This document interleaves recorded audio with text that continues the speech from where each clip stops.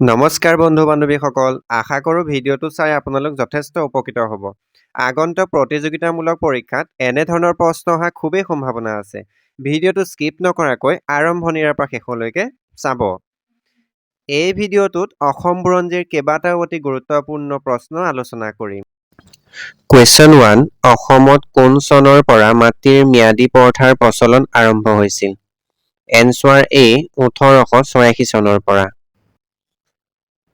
Question 2, পথৰুঘাটৰ ৰণ কিমান চনত হৈছিল?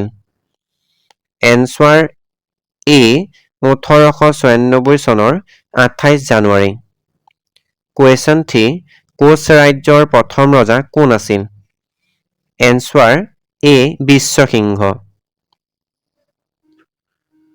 কুৱেশ্যন 4, কামাখ্যা মন্দিৰ কোনজন ৰজাই সৰ্বপ্ৰথমে নিৰ্মাণ কৰিছিল? এনচাৰ বি নৰকাসুৰে। কুৱেশ্যন 5, কোচ বংশৰ কোনজন ৰজা আকবৰৰ সমসাময়িক আছিল? এনচাৰ এ নৰনাৰায়ণ। কুৱেশ্যন 6, কালিদাস কোনজন সম্ৰাটৰ সভাসদ আছিল? এনচাৰ চি দ্বিতীয় চন্দ্ৰগুপ্ত।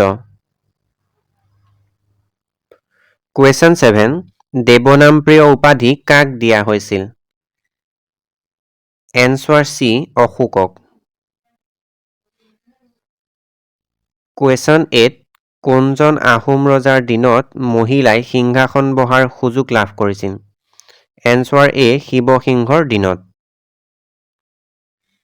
শিৱসিংহৰ ৰাজত্বকালত সিংহাসনত 3 গৰাকী ৰাণীয়ে ৰাজত্ব কৰিছিল। প্ৰথম ফুলেশ্বৰী কুঁৱৰী, অম্বিকা, সৰ্বশ্বৰী কুঁৱৰী। এই 3 গৰাকী ৰাণী শিৱসিংহৰ পত্নী আছিল।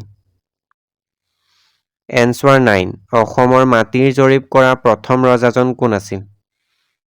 এনচাৰ চি গদাধৰ সিংহই। কুৱেশ্যন 10, কিমান চনত মীৰ জুমলাই অসম আক্ৰমণ কৰিছিল? এনচাৰ বি 1662 চনত। কুৱেশ্যন 11, চুতীয়া ৰাজ্যৰ শেষৰ ৰজাজনৰ নাম কি? Answer A Nitipal. কুৱেশ্যন 12, ব্ৰহ্মণ বংশৰ প্ৰতিষ্ঠাতা কোন? Answer B Pushyavarman.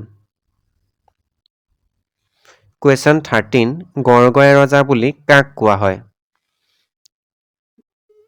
এনচাৰ এ শুক্লেংমুঙক গড়গড়ীয়া ৰজা বুলি কোৱা হয়। কুৱেশ্যন 14, আহোম সাম্ৰাজ্যৰ শেষৰজন স্বৰ্গদেউ কোন আছিল? এনচাৰ পুৰন্দৰ সিংহ। কুৱেশ্যন 15, অসমত আহোম সাম্ৰাজ্যৰ প্ৰতিষ্ঠাপক কোন আছিল? কুৱেশ্যন এ চুকাফাই। কুৱেশ্যন 16, চুতীয়া সাম্ৰাজ্যৰ প্ৰতিষ্ঠাপক কোন আছিল? Answer C Birpal.